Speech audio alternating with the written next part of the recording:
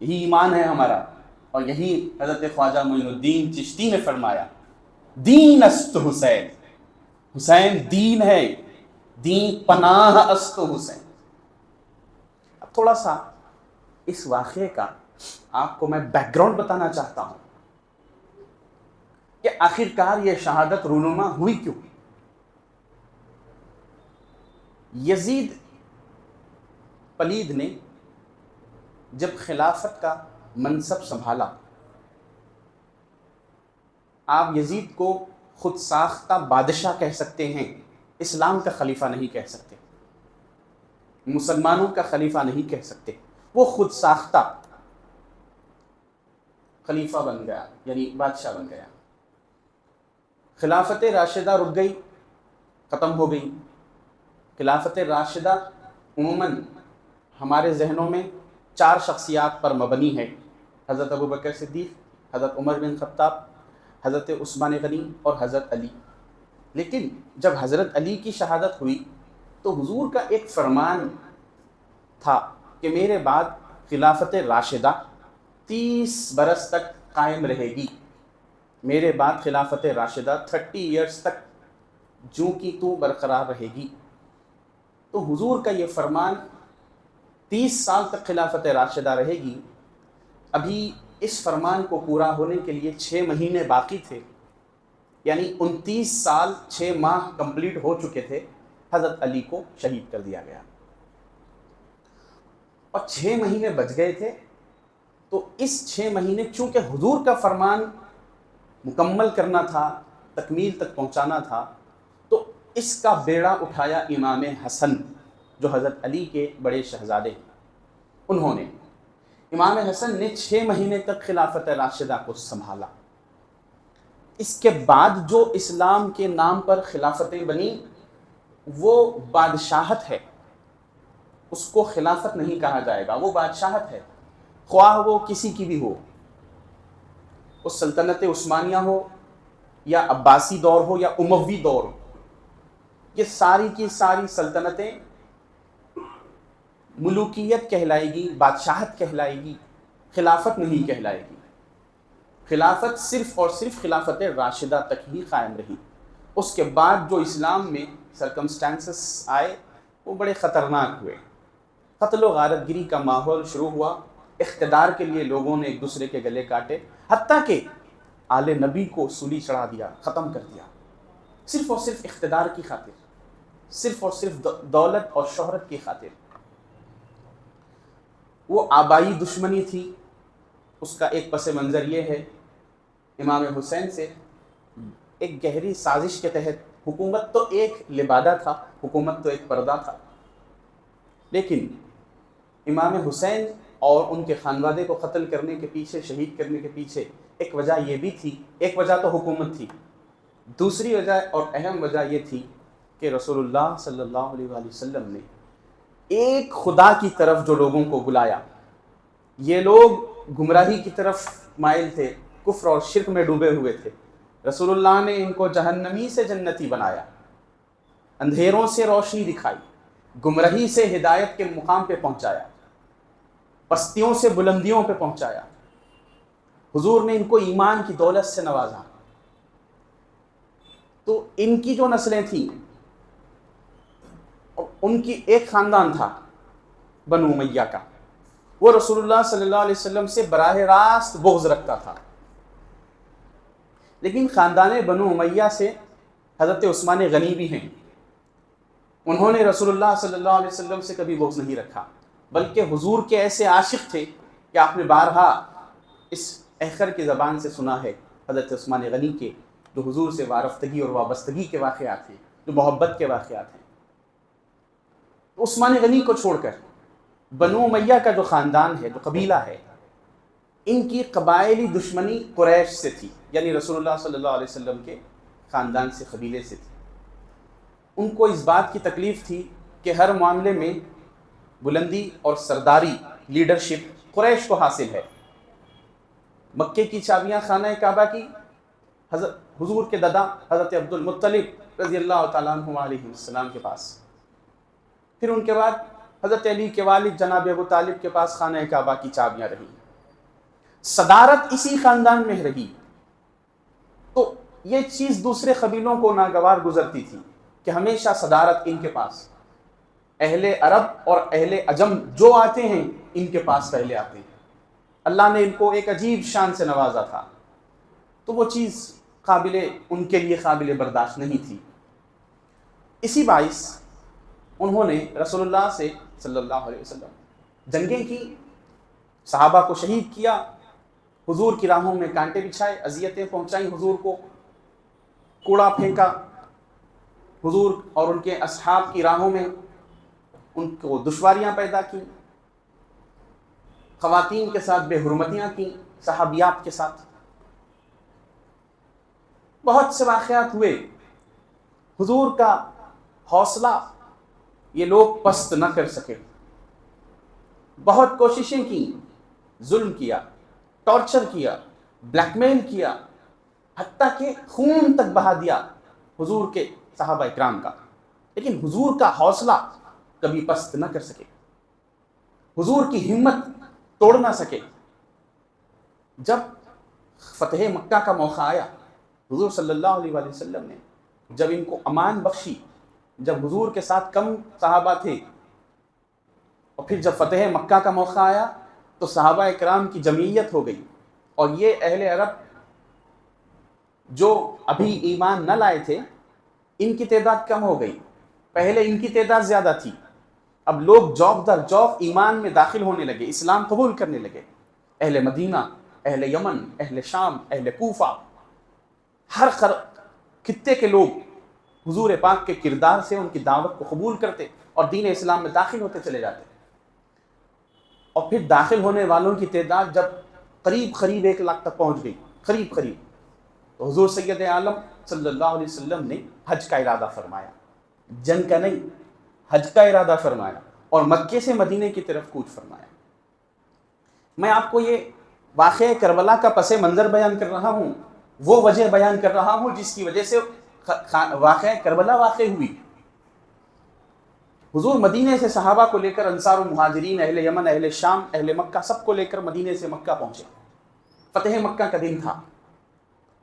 حضور نے جب اپنا قافلہ باؤنڈریز میں مکے کی داخل فرمایا تو ان کے اندر، مشرکین مکہ کے اندر ہلچل مچ گئی، ہائے پیغمبر محمد صلی اللہ علیہ وآلہ وسلم اپنی فوج کو لے کر ہم پہ حملہ ور ہو گئے۔ سارے لوگ اندر اپنے گھروں میں بھاگنے لگے، کھڑکیاں دروازے سب بند کرنے لگے کہ محمد اور ان کا قافلہ ہم پر حملہ ور ہونے والا ہے، لیکن سرکار نے اپنے قافلے کو روک دیا۔ صحابہ کرام غصے میں تھے کہ ہم ان مشرکین کو ختم کر دیں گے، انہوں نے ہمارے پیغمبر کے خلاف، نبی کے خلاف، ہمارے آقا و مولا کے خلاف اذیتیں دی، ظلم کیا، احد میں خلاف آئے، بدر میں خلاف آئے، خندق میں آئے، ہر جنگ میں پیغمبر اسلام کو کہیں نہ کہیں سے ٹھیس اور نقصان پہنچایا، حضور کو تکلیفیں دی۔ صحابہ بہت غصے میں تھے، قریب تھا کہ صحابہ اکرام مکے میں داخل ہو جاتے، حضور نے روک دیا صلی اللہ علیہ وسلم، فرمایا نہیں، تم میں سے اس وقت تک کوئی تلوار نہیں اٹھائے گا جب تک کہ وہ تم پہ حملہ نہ کر دیں۔ جو لوگ کہتے ہیں کہ اسلام تلوار کی نوک پر پھیلا، میں ان سے کہنا چاہتا ہوں کہ اگر حضور چاہتے تو تعداد تھی، ارے جب 313 تھے، ہتھیار نہیں تھے، اسلحہ نہیں تھا، فوج نہیں تھی، جانور نہیں تھے، 1000 کے لشکر پہ بھاری ہو گئے تھے حضور کے لشکر والے، اب تو تعداد بھی ہے، جانور بھی ہے، فوج بھی ہے، اسلحہ بھی ہے، ہتھیار بھی ہیں، چاہتے تو 1 منٹ میں سب کچھ ختم کر سکتے تھے، 1 ہی منٹ لگتا، مکے میں داخل ہو جاتے۔ ایک تو صحابہ اکرام کا غصہ، پھر اوپر سے سرکار دو عالم صلی اللہ علیہ وآلہ وسلم کی سرپرستی، پھر ایمان کی طاقت، پھر خدا کی سرپرستی، کتنی طاقتیں ان کے ساتھ تھی۔ اس کے باوجود بھی حضور نے ان کو فرمایا کہ تم سب کو میں امان بخشتا ہوں، تم سب کو معاف کرتا ہوں۔ یہ صرف یا تو رسول کر سکتے ہیں یا ان کی اولاد کر سکتی ہے، اور کوئی نہیں کر سکتا۔ حضور پاک صلی اللہ علیہ وسلم کے اس عمل پر اہل مکہ ہلو ہلو اپنے گھروں کے باہر آنے لگے۔ حضور کی امان کی بات سن کر سارے اہل مکہ، خواتین حضور کو دیکھ کر کہتی کہ ہم آپ پر ایمان لاتے ہیں۔ اہل مکہ کی خواتین نے سب سے پہلے حضور پر ایمان لایا، جو مشرکین تھے چند لوگ بچ گئے تھے. پھر مرد حضرات نکل کر آئے, انہوں نے ایمان لایا, اعلان کیا کہ ہم آپ پہ ایمان لاتے ہیں, ہم کو بنو امیہ نے آپ پر ایمان لانے سے روک رکھا تھا, ہم ان کے ڈر سے آپ پر ایمان نہیں لا رہے تھے, اب ہم کھلے عام کہتے ہیں آپ کے ہم ایمان لا رہے ہیں. اس طرح عظیم فتح حضور اور ان کے صحابہ اکرام کے حق میں ہوئی. تو میں یہ کرنا چاہتا تھا کہ اس وقت بھی ایک قبیلہ تھا بنو امیہ کا, ایک خاندان تھا جو حضور کے اس دعوت پر بھی, اس امان کو بھی قبول نہیں کرنا چاہتا تھا. وہ آخری سانس تک حضور کی خلاف ورزی کرنا چاہتے تھے. پھر بھی حضور نے ان کو موقع دیا, 3 دن کا موقع دیا. 3 دن کے بعد جب لوگوں نے سمجھا بجھا کے اس خاندان کو سمجھایا, تو آخر میں انہوں نے اعلان کیا کہ ہم ٹھیک ہے اسلام قبول کرتے ہیں. تو شاعر نے یہاں پر بہت ہی باریک بات اپنے شعر کے ذریعے ہم کو سمجھانے کی کوشش کی ہے. اگر آپ پورے زندگی کے ساتھ اس شعر کو سنیں گے تو آپ کو واقعہ کربلا کی اصل وجہ سمجھ میں آ جائے گی.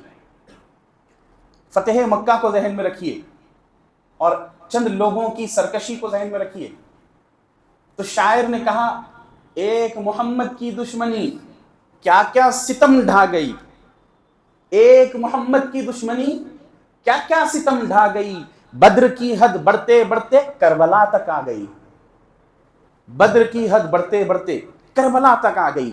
حسین سے, امام حسن سے اور ان کے خاندان سے محض اس لیے بدلہ لیا گیا کہ حضور پاک صلی اللہ علیہ وآلہ وسلم نے پوری کائنات میں امن کا پرچار کیا, کفر سے روکا, شرک سے روکا, توحید پرستی سکھائی, رسالت کو قائم فرمایا, ایمان کی دولت سے لوگوں کو نوازا. اس واسطے حضور کی اولاد سے بدلہ لیا گیا.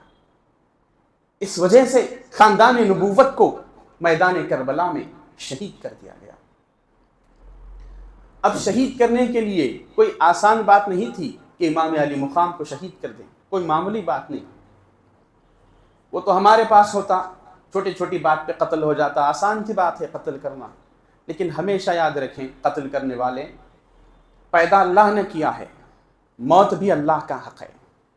آپ کو کوئی حق نہیں ہے آپ کسی کی جان لیں. تو امام علی مقام ہیں, ان کو شہید کرنا کوئی آسان بات نہیں تھی. تو پہلے ایک سازش بنا دی گئی. کیسے؟ پہلے پورے اسلام کی جتنی بھی سلطنت تھی, یمن, شام, مدینہ, مکہ, جہاں جہاں سلطنت اسلامیہ تھی, وہاں کے پورے لوگوں سے یزید نے بیعت کی,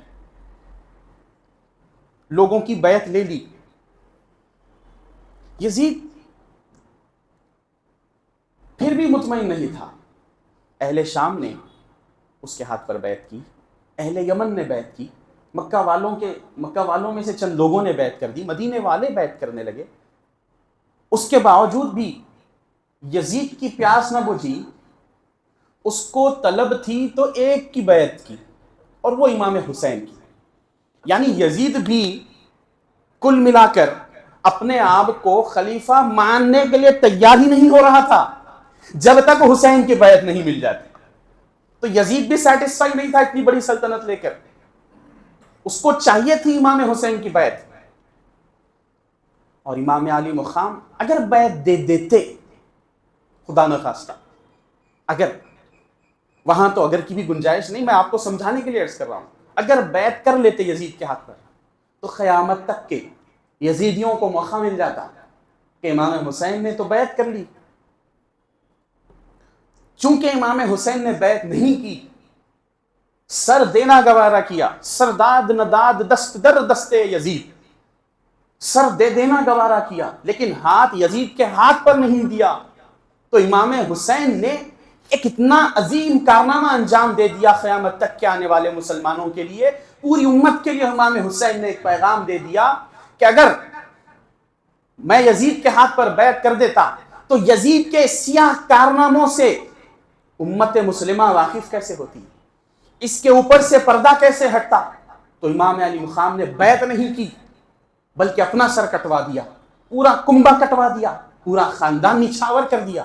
لیکن دین مصطفیٰ کی حفاظت کی، عصمت مصطفیٰ کی حفاظت کی، عصمت عظمت قرآن کی حفاظت کی۔ کیا کیا تھا یزید نے؟ یزید کے دور حکومت میں، خلافت میں نہیں کہوں گا، دور حکومت میں جب امام علی مقام کو شہید کر دیا گیا تھا تو یزید نے سب سے پہلے شریعت میں تبدیلیاں کر دی۔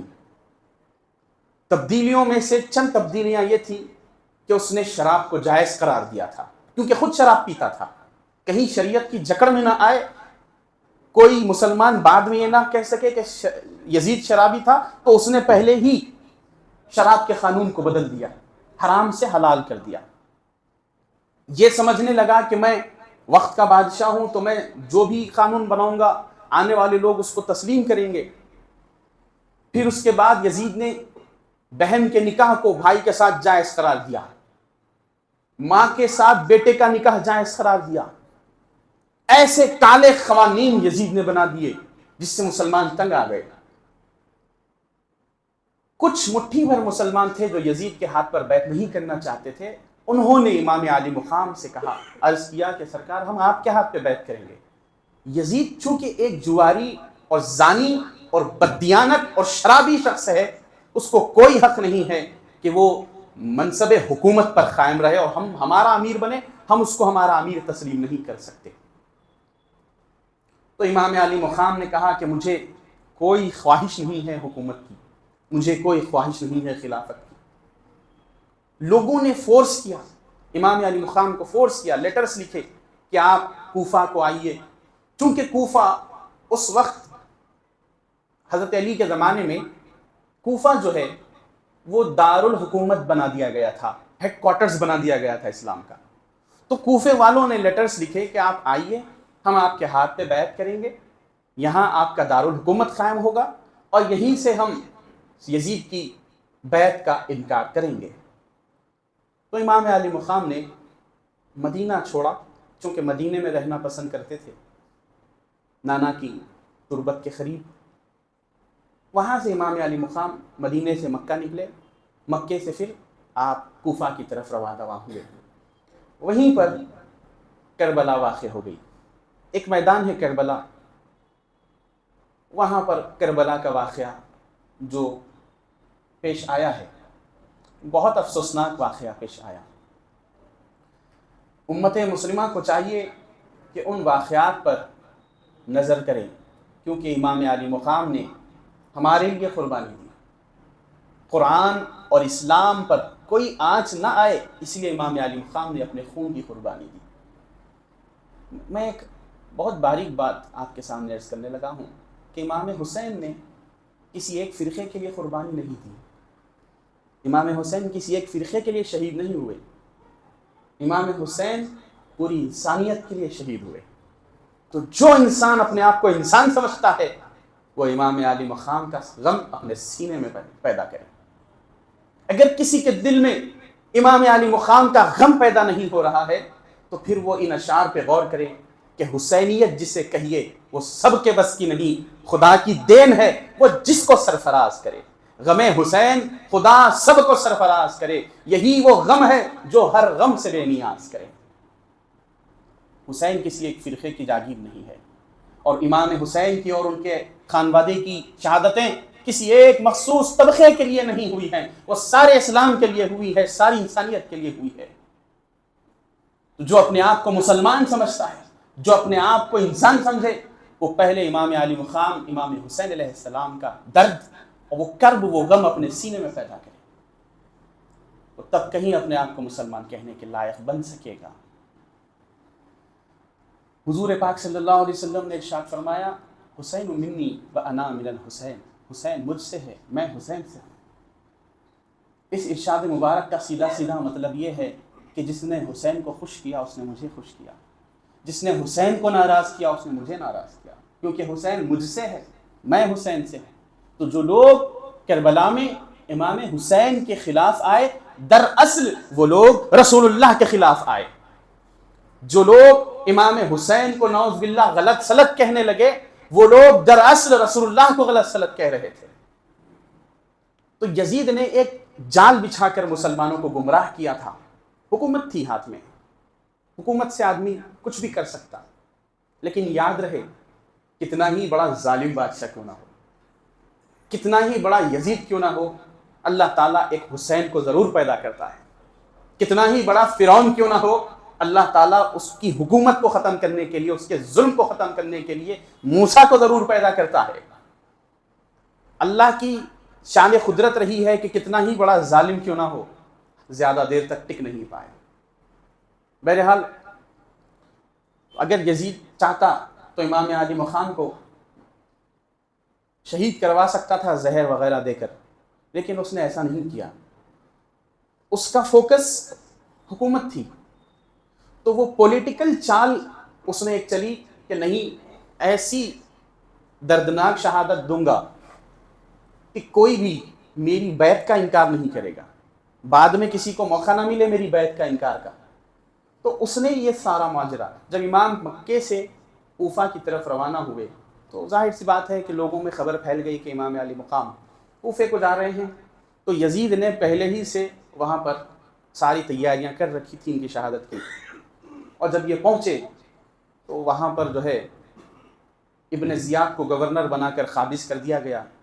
ابن زیاد کو یزید نے یہ حکم جاری کیا تھا کہ تیرے پاس دو ہی آپشن ہے، یا تو حسین کا بیعت یا سر، دو میں سے ایک چیز لا، حسین کا بیعت یا سر، دو میں سے ایک چیز لا، اور دوسرا آپشن یہ ہے کہ میں تیرا سر قلم کر دوں۔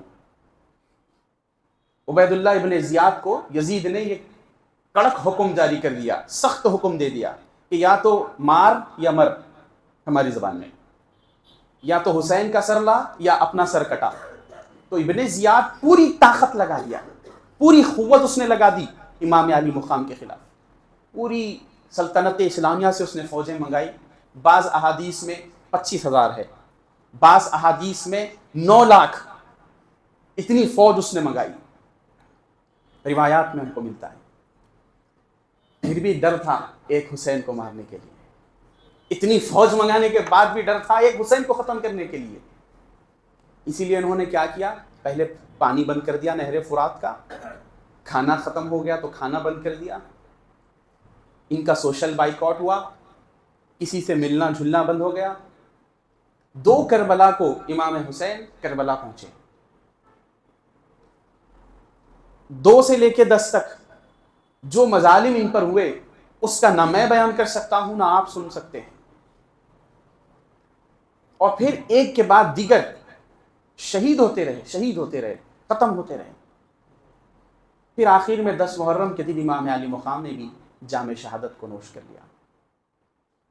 یہ اسلام کی ایک ایسی عظیم تاریخ ہے، تاریخ اسلام کی ایسی عظیم جنگ ہے کربلا کی، جس میں مارنے والے ہار گئے، شہید ہونے والے جیت گئے، طاقت والے ہار گئے، ظاہری کمزور جیت گئے، تعداد والے ہار گئے، کم تعداد والے جیت گئے۔ کل ملا کے بات یہ ہے کہ باطل ہار گیا، حق جیت گیا۔ کل ملا کے بات تو یہی ہے۔